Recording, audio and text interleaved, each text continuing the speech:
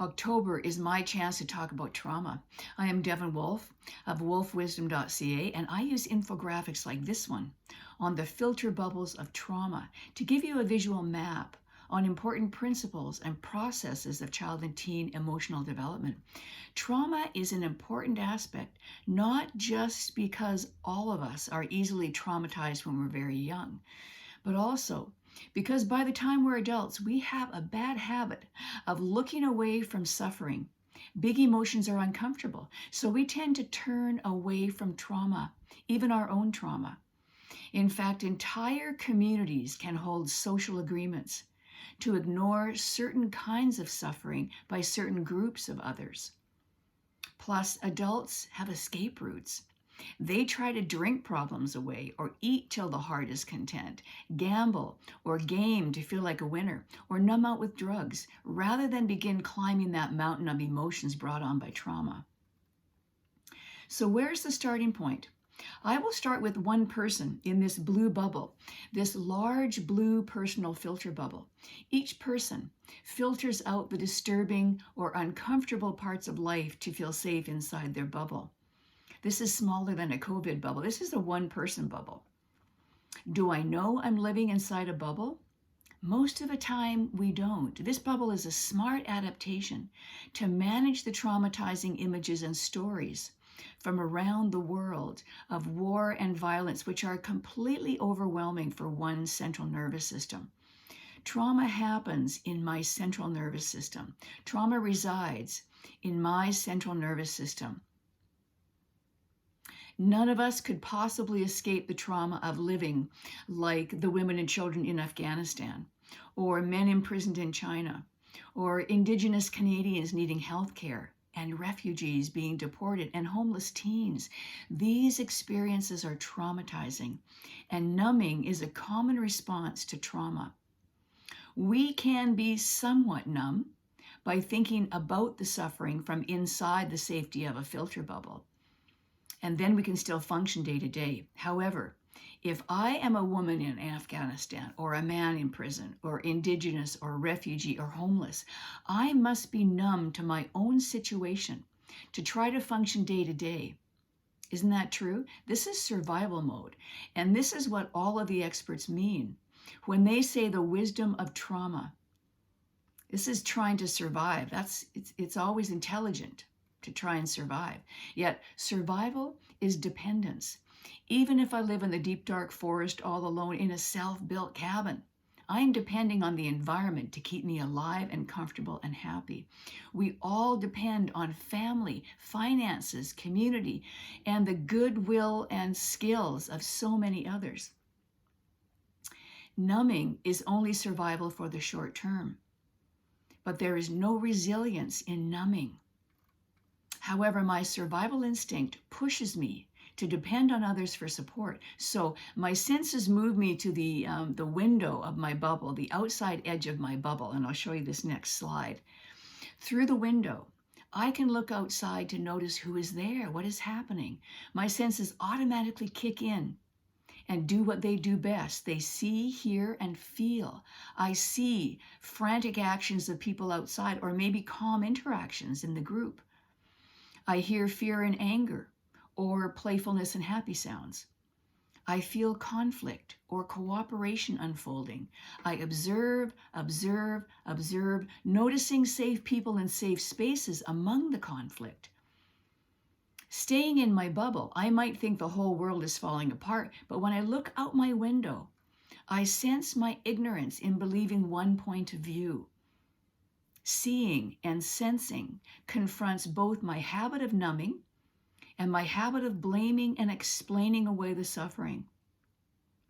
If I shift from numbing to thinking to feeling, this is my growth into trauma awareness. My attention shifts from myself to others, and then I get curious.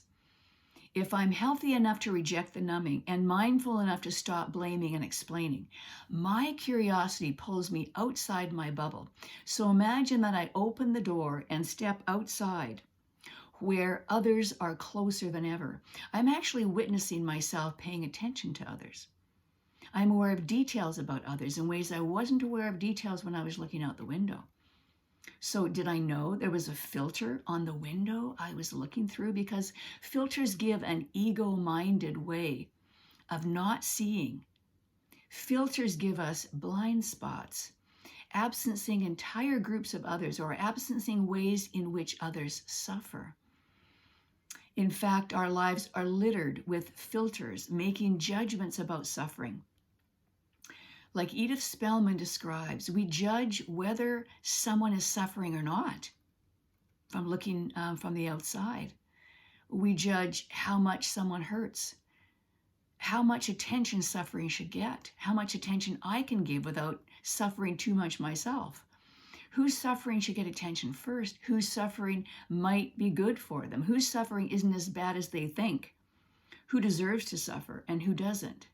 Right? We often make a paradoxical distinction between suffering of which we can make sense and suffering that doesn't make sense to us.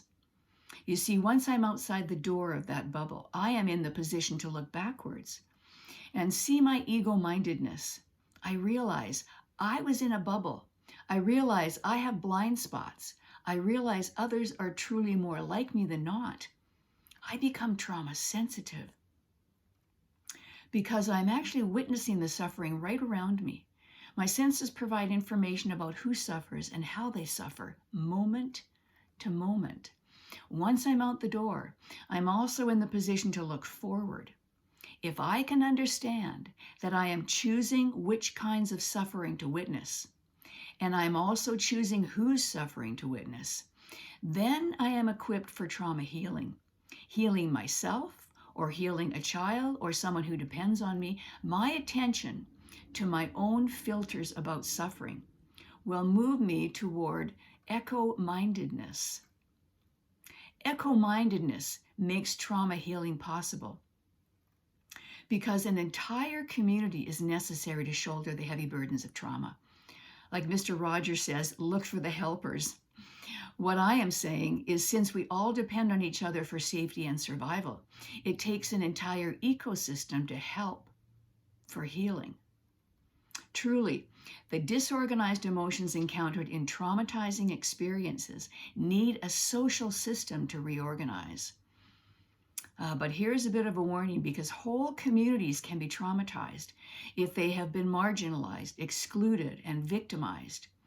This means whole communities can be blind to groups of people within their own community and numb to the suffering in their own family. In other words, a collective consciousness can be aware or blind or numb. So, look at the collective on this infographic to see the many small blue bubbles. Each bubble contains a person. Some are numbed out in the center of their bubble. Some are looking out the window. Some have stepped out the door, conscious of their ignorance and blind spots and numbing. It would be great if more people than not are out the door and looking forward, because then there is a social system of trauma awareness. Wouldn't it be great if the collective is also trauma sensitive to who is suffering and how each is suffering? Trauma healing is naturally activated in collectives, which are echo-conscious. My message is that we cannot escape trauma in this world. We can only be more aware, protect children and teens by becoming trauma sensitive, plus take part in trauma healing when that's possible. Kids need a filter bubble until they are much more experienced and resilient problem solvers. We don't have to be experts to be helpful, because like the Dalai Lama says, mother's hug is the key to mental health. Plus, think about this. There will never be enough trauma counselors to meet the true need. Time with a counselor is the go-to therapy these days, but unless the ecosystem around each person can be supportive, how can the big emotions of trauma be healed? We have to know that emotion regulation is a social system. Our ancestors did not have access to clinical counseling, but trauma healing was made possible simply by giving each other a safe place to cry and a soft landing when life was overwhelming. I have a lot more to say about trauma, so tune in for 2 more 10-minute deep dives over the next 2 weeks. In the meantime, try these 3 things. Think about what your personal bubble protects you from. Also, look for your filters and blind spots by reading a section of the newspaper you never read or by choosing an unfamiliar TV channel. And then choose to witness the suffering of a person who is somewhat different than you. This conversation about trauma relates directly to emotional health and emotional development. And the second deep dive I'll take is about developmental trauma, so I invite you to listen in. All deep dives are posted on YouTube. You can join my channel by searching Devin Wolf, Wolf Wisdom. This is all about emotional development because I love this topic.